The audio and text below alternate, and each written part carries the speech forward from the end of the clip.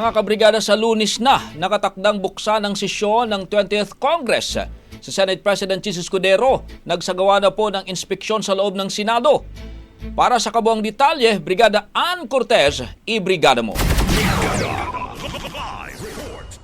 Labas, loob at maging ang kasingit-singitan ng mga pasilidad, kwarto at maging unit sa loob ng compound ng Senado, yan ang mga sinuyod ni Senate President Jesus Escudero para matiyak na handa na ito sa Lunes para sa pagbubukas ng regular session ng 20th Congress.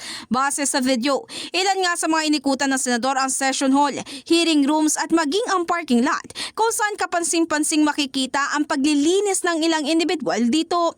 Ayon kay Escudero, mahalagang ma-inspeksyonan niya ang Senado para matiyak na komportable at ligtas ang lahat ng sinumang magtatrabaho o di kaya bibisita sa naturang institusyon.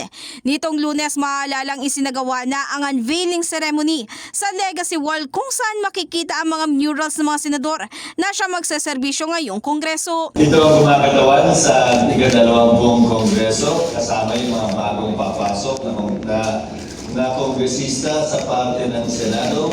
At gaya na sinabi ko, alphabetical naming in-arrange. So walang particular na ayos to. Tinataya ng mga abot hanggang 800,000 pesos ang halaga na nagastos sa Legacy Wall, kabilang na nga rito ang gastos sa muling pagpapalitrato ng mga senador. In the heart of changing lives, ako si Brigada Ann Cortez ng 105.1 Brigada News FM Manila, the Music News Authority. Ang bahaging ito ay hatid sa atin ng Yummyvit ES3 Syrup. Simulang tuparin ang pangarap ng iyong anak. And starting now,